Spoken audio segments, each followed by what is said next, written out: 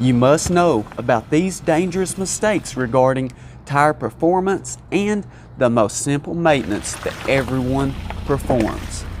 First, take a look at some of the most common simple maintenance error. As you can see, max inflation, pressure 51 psi's. So, do you max it out to 51 psi? Absolutely not. You can see inside this door jamb or your manual. This will give you the proper amount of pressure you're supposed to add in to each tire. A mistake often seen when people buy a newer vehicle, but not brand new, they get a different tire than when actually came originally manufactured with the vehicle, which in fact causes a problem. Since it wasn't made for the vehicle, possibly because they didn't check to find out, they're checking that tire pressure on the vehicle door jamb, which typically would be correct, but in this case it's not because the tire wasn't made for the vehicle. People just assume when using a low profile tire they're better off, a high profile tire they're better off, even a wider tire they get better performance. This isn't the case and could put you in danger.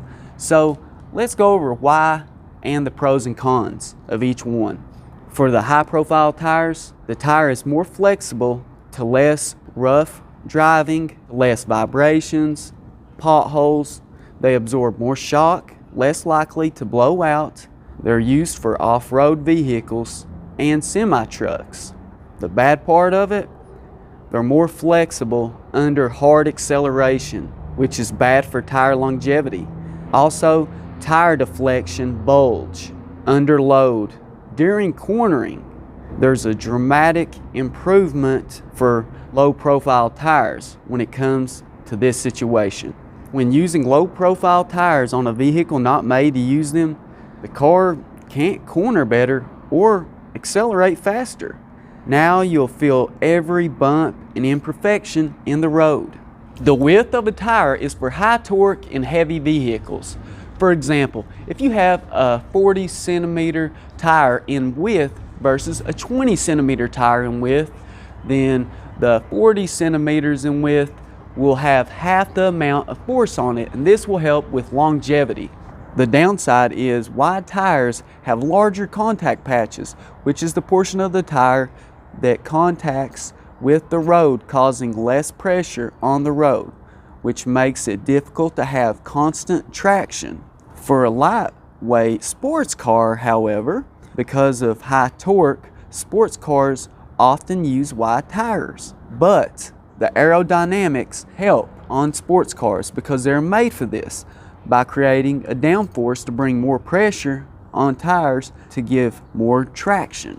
Not to mention the effects of unsprung weight, which is the parts of the vehicle that aren't supported by the springs on your suspension. Wheels, tires, brakes, calipers, rotors, brake pads, just to name a few examples. Now, sprung weight is the weight of a car that is supported by suspension. For example, the majority of the vehicle. Now guys, with less unsprung weight, the spring won't be compressed as much when on a rough surface, allowing more contact with the ground and giving better acceleration. This is another reason why you do not want to mess with the wheel offset. Now, the wheel offset is essentially the other side of this wheel that mates with the rotor. And if you were to draw a center line through the center of this wheel and bring those 2 points together, the space before that line and after that line on either side, this side or closer to the inside of the vehicle, would make it positive or negative, which affects your scrub radius as well and can cause the inside of this tire to rub around on things. It can affect your traction. Basically, to sum it up, if you change this by maybe more than an inch, you're going to affect the scrub radius and the wheel offset, basically giving you poor steering and poor handling, can make it very dangerous.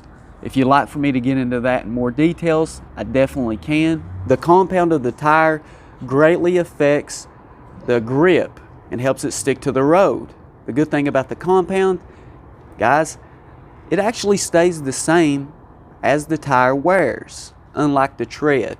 And the tread mainly affects you when it is wet outside, because your tire actually sticks to the road better when it's more worn and there is less tread, because the tread moves the water out of the way. Now, with less tread, believe it or not, if you think about it, you're actually making more contact with the road, giving you better traction when it's dry for a more worn tire. Now you need this, a tread depth gauge, because believe it or not, in 42 states, it's actually illegal to allow your tread to get below a certain amount, most often 2 and 30 seconds. So you can see how it works. I'll show you guys. Basically, you'll have it pushed all the way in. You'll go in to your tread. Often you'll look for the lowest tread on the tire. So if one part's more worn, you want to use that part and measure it because it's the lowest. Go in here, just giving you guys an example. Push it down just like this. So from that point, you will turn it until it matches up on the bottom. See, it'll be perfectly lined up.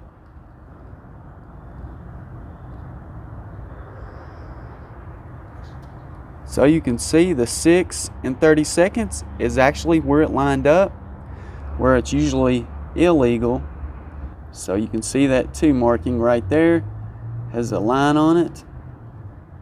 It'll line up right here at the bottom, like so. And that is too little tread depth. Here we have a gauge. This will allow us to measure the hardness of this tire. It's actually the 10-year-old tire that I had shown you guys. So let's go ahead and check it out. You can see all the cracks in the tire, so it is dry rotting. This is probably one of the other biggest issues I see. People that don't drive much and have their tires so long they dry rot until they blow out and place them in danger. Let's go ahead and take a reading of this 10-year-old tire. Unbelievable. Now let's go ahead and check the newer tire to see how it compares. This tire is much softer and would provide much more grip to the road. As always, guys, I want to thank you for watching Nate's Interactive Auto.